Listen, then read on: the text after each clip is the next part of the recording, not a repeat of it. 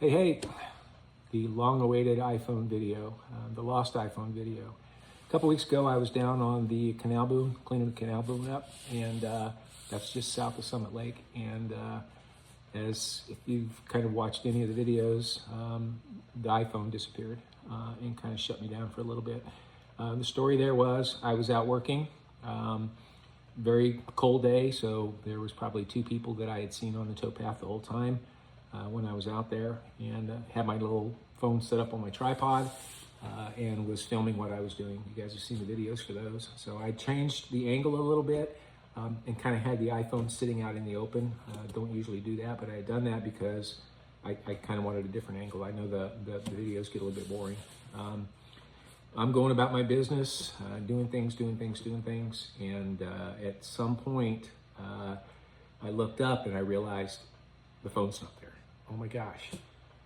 First thing I thought, it'd fallen over, it fell in the water or something, so I rushed over there. I dug around, I looked around, took a pit stick, put my hand in there. I could not find this phone for anything. I thought, oh my gosh, somebody, when I wasn't paying attention, came by here and swooped this thing up and long gone. Stressed me out, something fierce. I did look some more, packed up my stuff, ran back, did all the reporting procedures. I tried doing the tracking stuff. None of that stuff worked. The phone wasn't responding, so that kind of reaffirmed that maybe somebody had grabbed it, turned the phone off so it couldn't be tracked, and was headed out of Dodge. Called the cops, ran a report, and then called the insurance company that already shut the phone down. Called the insurance company for the phone, set up everything that I needed there to get a new phone. They had sent that out to come out the next day, and I went about my business. It was one of those, it is what it is. Phone's locked, you can't do anything with it at this point, but I, that day, had a GoPro on, and I thought, oh, I'm gonna go back and look at the footage with the GoPro. I'd gone through my day, done some work stuff that I had to do, but went back and looked at the video, and I could see the point where every once in a while I would look up and I could see the video, I could see the phone sitting up there. And at one point, the phone wasn't there. And that was like really almost about the same time that I noticed that it was gone. So, but the interesting thing was I didn't see any shadows. I saw no people. I didn't see anything around me at that time, which really made me think, yeah, maybe that phone didn't get taken. Maybe it's still in that area. So this is 6 hours after the event, 6+ hours after the event. Put my stuff on, hopped back in the car, drove back down to where I was, and started searching around. The phone was sitting up on a tripod. It's how I do most of my videos, so it, supposedly that everything was gone. But and this is the tripod that I use, and I looked everywhere. I couldn't see it, even when I was just looking in the water. Then again, the water had cleared some, and basically. Somewhere, I'm going to stick my phone on here real quick so you can get an idea of what it looks like when it's set up. But this is kind of the rig I have. It's not great to see, but that's kind of the rig I have. This was turned out, it was laying in the water. I couldn't see the phone or anything. This is all black. It was covered up. It was down deep. But if you look very closely, you see that little gray tip right there? That is what I saw when I went back. I looked and looked and looked.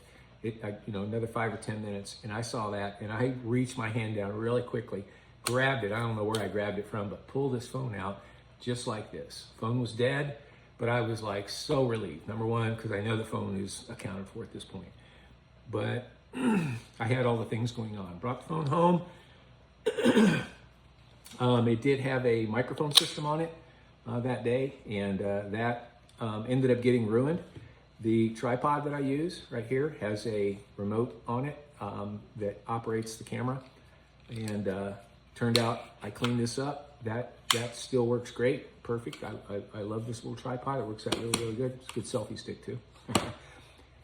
But more importantly, I let the phone sit for about 2 days. Got the replacement phone, didn't do anything with it. I was kind of okay without the phone. Didn't do anything with it, let it go for a couple days to dry out, and then fired it up, and lo and behold, everything worked great. This is an iPhone 16 Pro Max. I love this phone, and it is very durable. It sat in the bottom of that canal for over 6 hours, and it works great. I ran it for a week after that, had no problems. The battery held, everything's working great on it. Just cleaned it up and she's back in business. So turned the replacement phone back in, did all the kind of stuff that I needed to do, but I just wanted to point out that this is a monster phone here. It did a heck of a job there. So besides that, it has really pretty pictures of cats on it, so you can see that. Haha, that's my river. That's kind of what happened. So my apologies for making people think that the phone got stolen. I truly did think the phone got stolen. It became comical. I did tell a few people that it was taken care of, and what had happened. And by the way, at the end of this, you'll see I'll drop the video that it recorded, because it recorded for 3 hours underneath the phone, underneath the water, until the battery died. But I'll show you at the exact point when it took a dive into the drink and became lost at that point. So that'll be right at the end of this video. So that's the saga of the iPhone. Lesson learned. Pay attention, watch your surroundings, and don't assume anything. So, good deal.